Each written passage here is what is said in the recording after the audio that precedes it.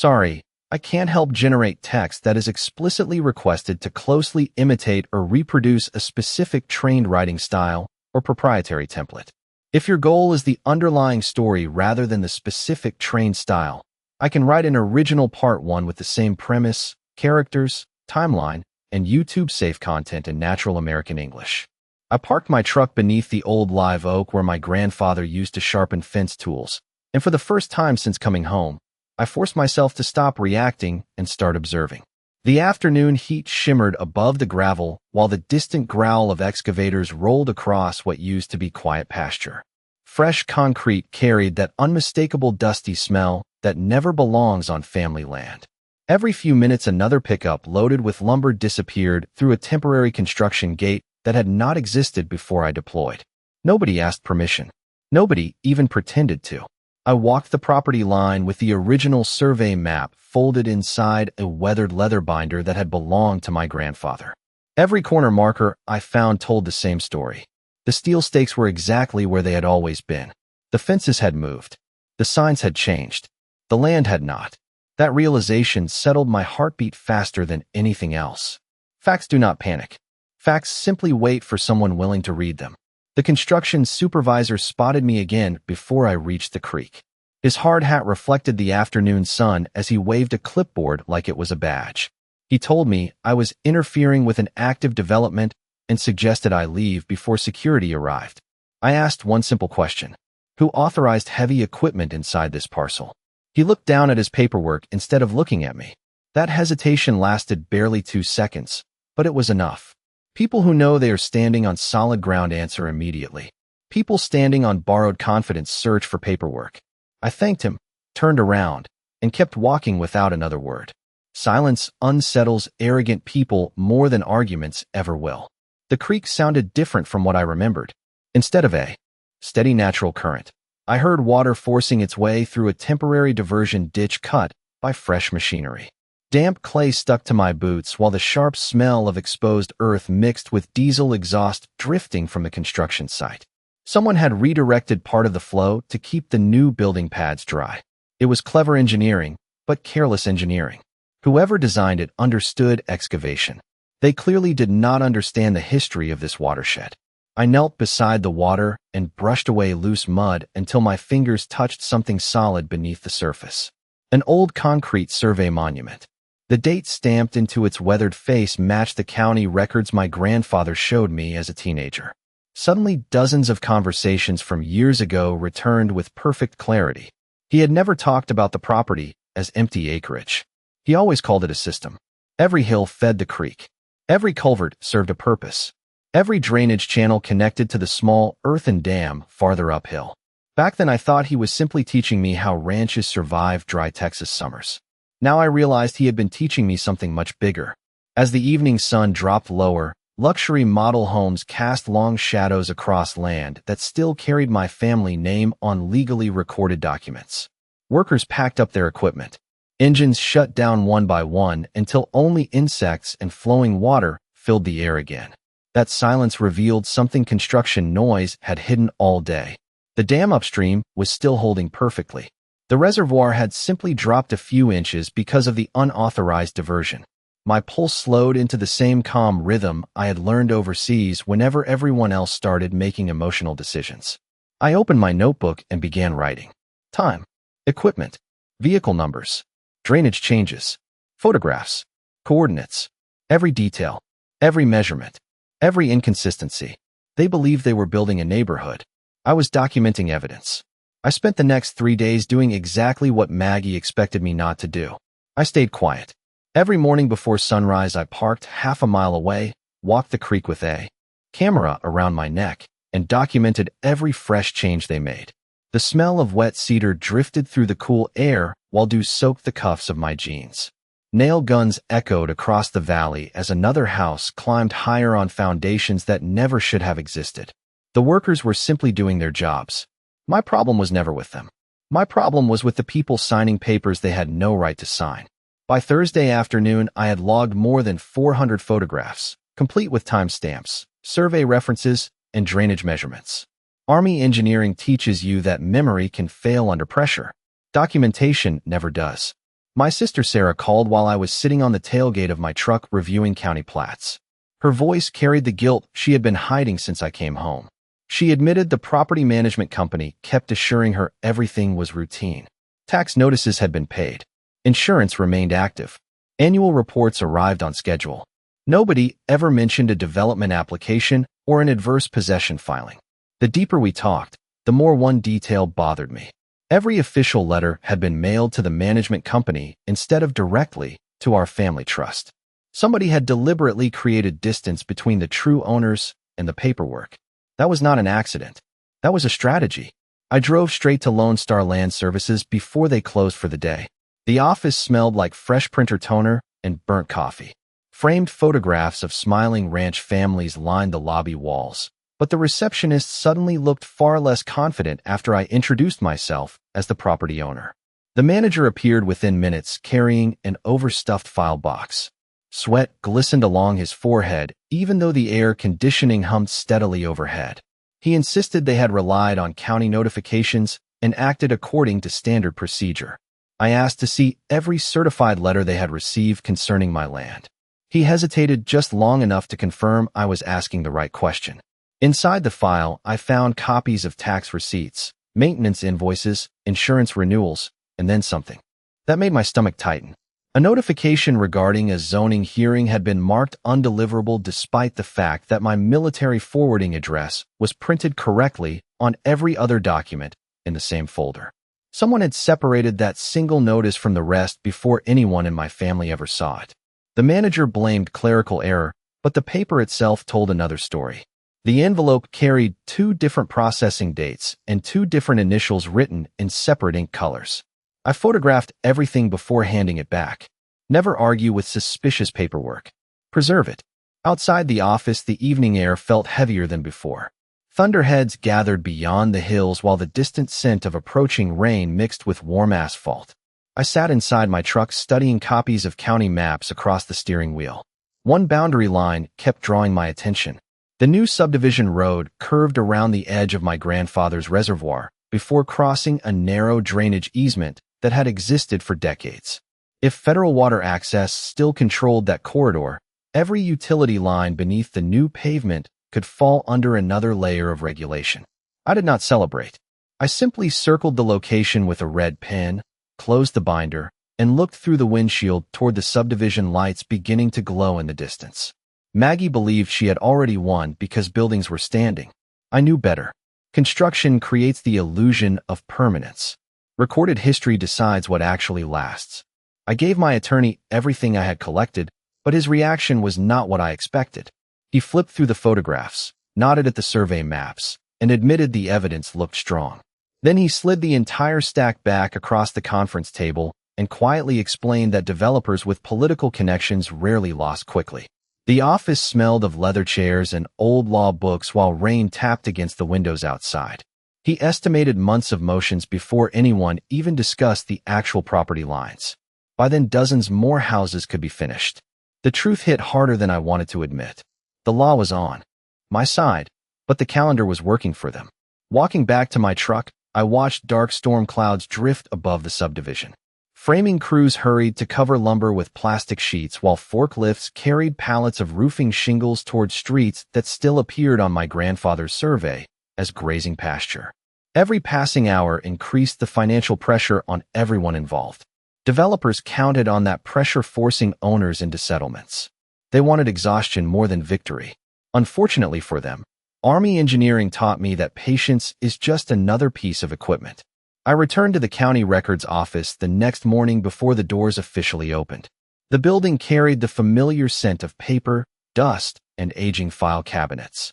An elderly clerk recognized my family name and quietly pointed me toward archived drainage records that had not yet been digitized. Thick binders filled with faded engineering drawings covered an entire shelf. Most people would have walked past them without a second glance. I spent 6 straight hours turning brittle pages one at a time until a folded blueprint slipped loose onto the table. Across the top, typed in bold letters, were the words Watershed Maintenance Corridor. My pulse slowed instead of racing. Excitement causes mistakes. Precision finds answers. The blueprint showed something the modern subdivision plans conveniently ignored. My grandfather's earthen dam was never designed as an isolated structure. It operated as part of a federally reviewed flood mitigation corridor extending through several connected drainage easements. Every culvert, overflow channel, and maintenance route had protected legal access requirements attached to it. Blocking those routes could create regulatory problems far beyond a simple property dispute. I requested certified copies immediately. The clerk stamped each page with deliberate care before sliding them into a large envelope. The heavy paper felt more valuable than cash in my hands. That afternoon, I drove back toward the property without stopping at the house. Instead, I parked near the public road overlooking the new entrance monument. Fresh landscaping surrounded decorative stone walls displaying the subdivision name in polished metal letters. Sprinklers hissed across newly planted grass while expensive flowering shrubs swayed in the warm Texas breeze. It looked perfect from the outside. That perfection depended on infrastructure hidden beneath the surface. Water lines, drainage channels, utility crossings, easements. Things most homeowners never think about until they stop working. Maggie happened to arrive while I stood there studying the entrance. Her white sport utility vehicle rolled to a smooth stop beside the curb. She stepped out wearing the same polished confidence she always carried, smiling as though she had already rehearsed the conversation. She reminded me that construction was nearly complete and suggested I accept a generous purchase offer before legal costs buried me. Her expensive perfume mixed awkwardly with the smell of fresh mulch and wet soil after the morning rain. I listened without interrupting. Then I thanked her for confirming that construction remained active across every disputed parcel. Her smile hesitated for the first time since we met. She assumed I was surrendering because I was calm. She never realized calm was exactly how I looked whenever I had finally found the missing piece. I stopped thinking like a frustrated landowner and started thinking like the engineer I had trained to become. Every project leaves a trail, and every trail begins with permits.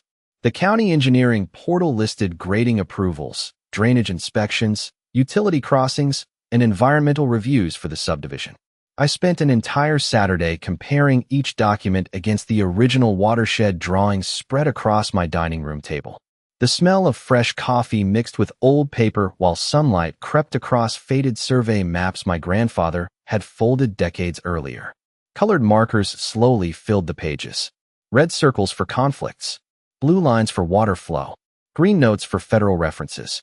By sunset, the table looked less like a family dining room and more like an active command center. One inconsistency kept appearing no matter how many times I checked the numbers. Every drainage calculation submitted by the developer assumed unrestricted access to the maintenance corridor. That assumption only worked if they legally controlled land they had never actually acquired. Monday morning, I requested certified construction files from the county engineering department. The clerk recognized several document numbers immediately and quietly mentioned that the subdivision had received unusually fast approvals compared to similar projects. She could not discuss internal decisions, but her raised eyebrow said enough. The records arrived inside two heavy archive boxes that smelled faintly of dust and fresh copier toner. I carried them to my truck and spent hours reviewing every page. Most of the paperwork matched standard engineering practice until I reached the drainage certification signed 6 months earlier. The attached exhibit displayed a simplified map that completely omitted the maintenance access route connected to my grandfather's dam. It was not mislabeled. It was simply gone. Removing one line from a drawing changed the legal interpretation of the entire development. My attorney leaned forward when I showed him the comparison. For the first time since this nightmare began, he stopped warning me about expensive litigation and started asking technical questions. We overlaid the original watershed blueprint onto the developer's submitted plans. Every missing corridor aligned perfectly with the section where the new road, utility trench, and stormwater pipes crossed my family's property. The room fell completely silent except for the low hum of the air conditioner. Finally, he smiled. Not because we had already won, but because we finally understood what had happened. Somebody had not merely overlooked an easement. Somebody had designed around it on paper while continuing construction in the real world. That difference mattered more than any angry meeting or threatening letter Maggie had ever sent. Late that afternoon, I drove back to the overlook above the subdivision. Families toured model homes while sales agents greeted visitors with polished smiles and glossy brochures.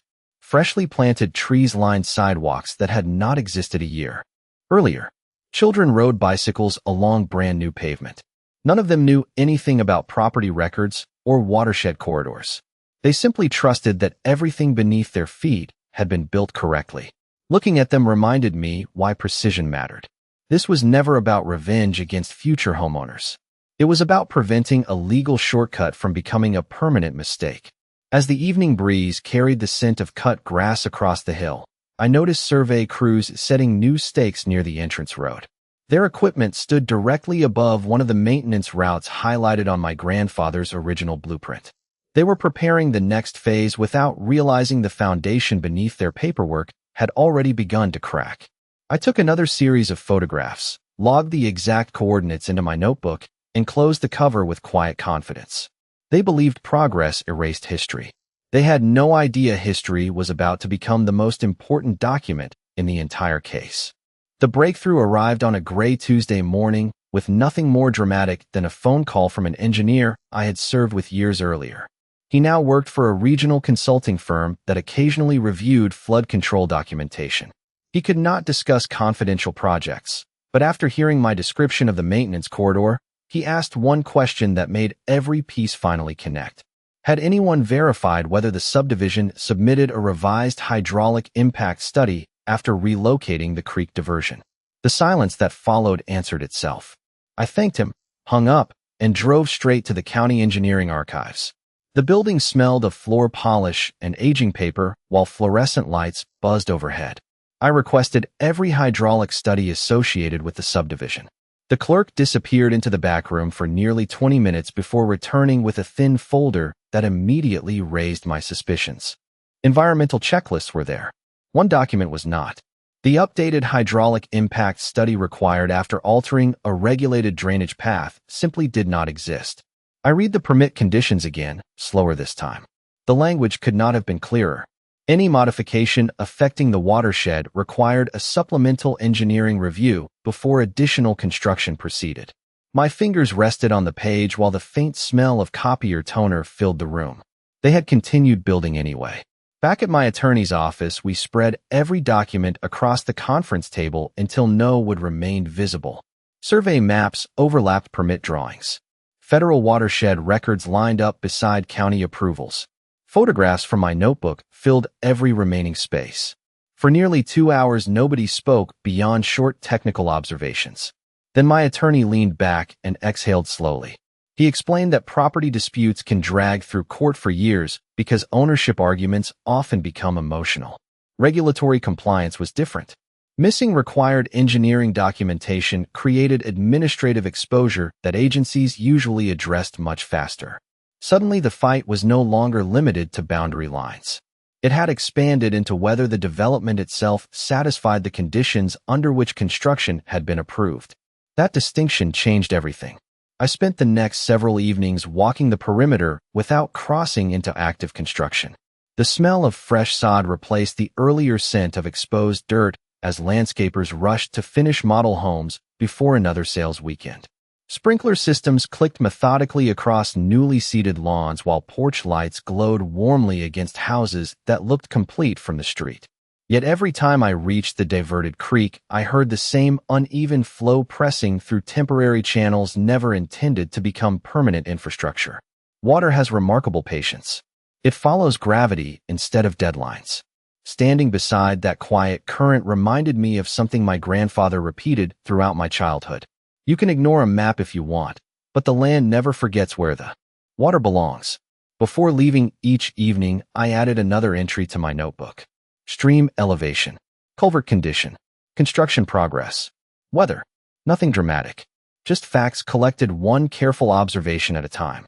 By the end of the week, my notebook had become more valuable than any angry speech I could have delivered at an association meeting. Every page strengthened the timeline. Every photograph narrowed the questions developers would eventually have to answer. Across the valley, another row of porch lights flickered on as prospective buyers toured homes they believed rested on settled ground. I closed my binder, looked once more toward the reservoir my grandfather built decades earlier, and realized I was no longer searching for evidence. I had begun assembling the sequence that would explain the entire story in the exact order it happened. The following Monday, our strategy shifted from gathering evidence to placing it where it could no longer be ignored. My attorney prepared a formal package containing the original watershed drawings, certified survey records, construction photographs, permit comparisons, and the missing hydraulic review requirement. Every page carried dates that lined up with my field notes. Every photograph matched a location on the survey.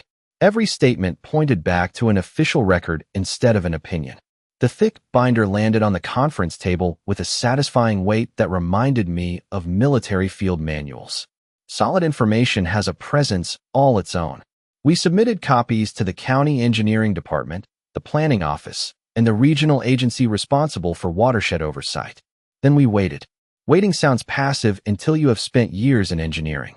Sometimes the smartest move is allowing procedures to reach people whose signatures actually matter. 3 days later, I noticed something unusual while driving past the subdivision before sunrise. The usual chorus of diesel engines and backup alarms never started.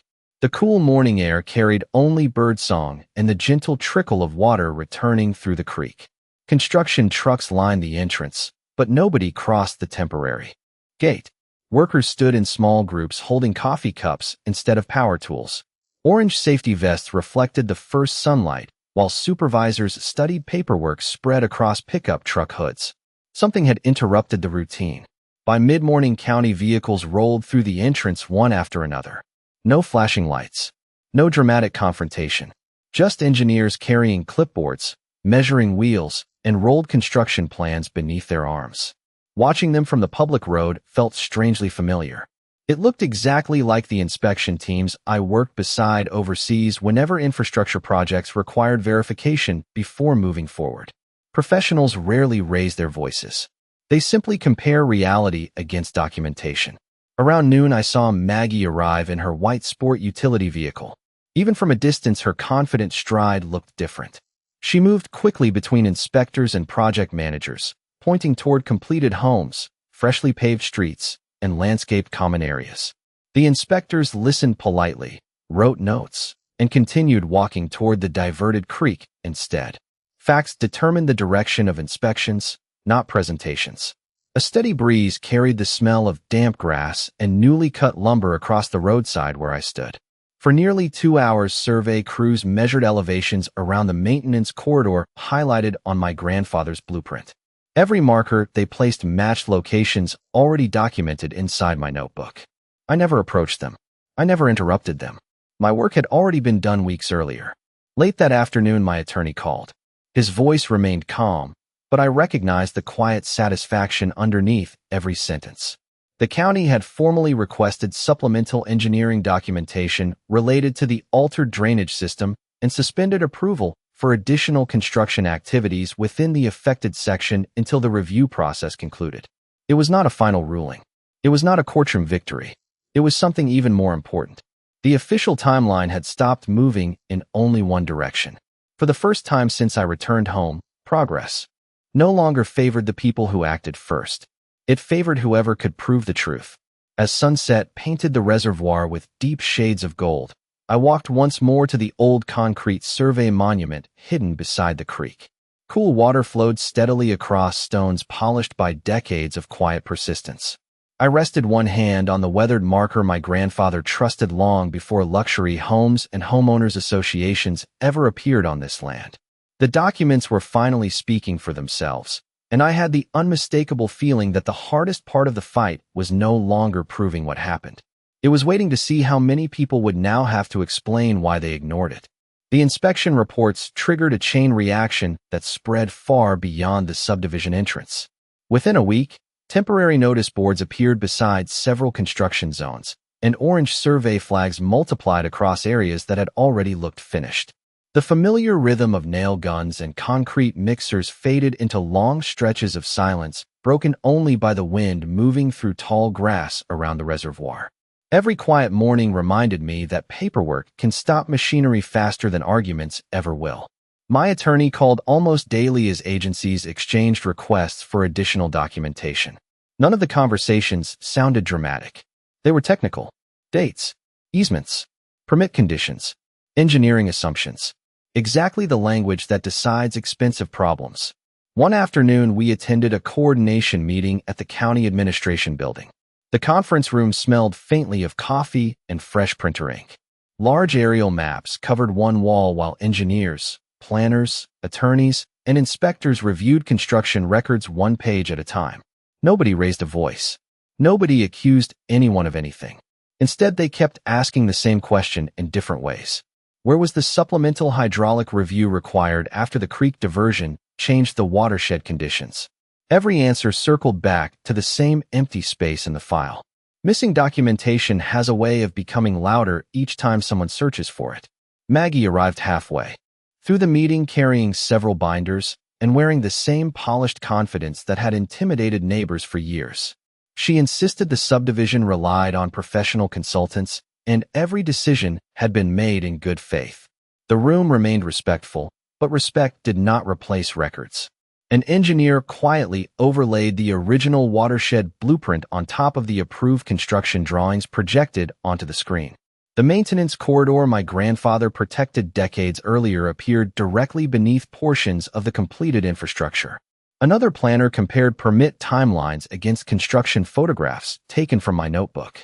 Dates aligned with uncomfortable precision. The diverted creek had existed before required follow-up documentation appeared anywhere in the public record. Nobody needed emotional speeches after that. The maps explained everything by themselves. Walking outside after the meeting, I noticed the cool breeze carrying the scent of approaching rain across the courthouse lawn. My attorney paused beside the truck and reminded me that this process was still far from finished. Administrative findings could lead to revised engineering requirements, corrective work, legal negotiations, or additional hearings. Real victories rarely happen in a single afternoon. They arrive one verified fact at a time. I drove past the subdivision before heading home. Sales banners still fluttered beside the entrance, but fewer visitors wandered through model homes than before. Survey crews continued measuring elevations near the drainage corridor, while utility contractors stood beside unopened equipment trailers waiting for instructions. The development looked frozen between two versions of reality. One built from concrete and landscaping. The other built from documents that finally refused to stay buried. As evening settled over the hills, I climbed the familiar path leading to the earthen dam my grandfather constructed so many years earlier. The reservoir reflected layers of orange and blue across perfectly still water while crickets filled the silence around me. I opened my notebook one more time and read through the earliest entries from the week I returned home. Fresh tire tracks, moved survey markers, diverted water, missing notices. Every small observation that once seemed isolated now fit together like pieces of one complete engineering diagram. I closed the binder and rested it against the weathered concrete marker beside the spillway. They believed they had buried history beneath roads, foundations, and decorative landscaping. They never realized history had been quietly recording every step they took, waiting for the exact moment when every missing page, every altered map, and every redirected stream would finally point to the same undeniable conclusion. 2 months after the inspections began, the valley sounded the way I remembered from childhood. The constant rumble of heavy equipment had faded, replaced by wind moving through oak branches and the steady murmur of water flowing exactly where it had flowed for generations. The final administrative findings arrived inside a thick envelope that carried no dramatic language, only carefully written conclusions supported by engineering records, survey evidence, and documented permit requirements. Construction within the affected corridor could not continue until the required regulatory issues were resolved. Portions of the development required revised engineering submissions before additional approvals could move forward. My family's ownership claims over the disputed land would proceed with documentation that now carried far greater weight because every agency involved had verified the underlying records. I sat on the tailgate of my truck reading each page while the smell of fresh rain drifted across the pasture. There were no fireworks, no cheering crowd, just quiet satisfaction earned one document at a time. A week later, my attorney and I attended another meeting where revised agreements began taking shape. The conversation focused on surveys, easements, restoration responsibilities, and lawful property boundaries instead of assumptions and pressure tactics. Maggie looked very different from the woman who had once smiled across the hood of her white sport utility vehicle and told me I should have stayed closer to home. She spoke carefully now, checking every statement against the paperwork in front of her before continuing. Confidence built on appearances disappears quickly when every sentence must match recorded facts. The future homeowners were protected through corrected planning. The agencies required updated compliance before work resumed, and my family's legal rights finally returned to the center of every discussion. That mattered more to me than any personal apology ever could. Several months later, I walked the maintenance corridor with county surveyors as permanent boundary markers were verified against the original records my grandfather trusted decades earlier. The cool metal cap of the newest survey monument rested only a few feet from the weathered concrete marker that had survived every shortcut, every misplaced assumption, and every attempt to erase history. Standing between the two felt like shaking hands across generations. My grandfather had protected the land with honest work. I protected it with patience, documentation, and respect for the law. The reservoir reflected the afternoon sun exactly as it had when I was a boy learning why every drainage channel mattered.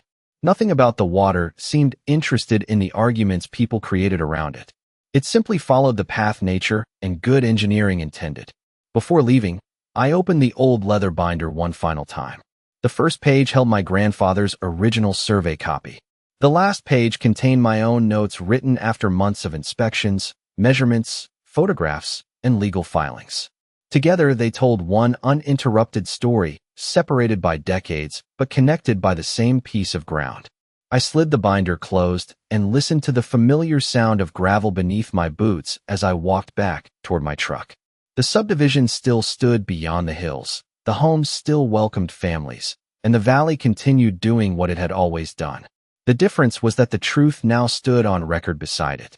People often believe justice arrives with loud speeches or dramatic moments. My experience taught me something much simpler. Justice sounds like turning pages, survey markers driven into the right place, water flowing through the correct channel, and a signature placed exactly where the law says it belongs. My grandfather used to tell me that the land remembers everyone who walks across it. Standing there one last time, I finally understood he was right, because patience fades, buildings change, people come and go, but the truth written into the ground has a remarkable way of finding its way back into the light.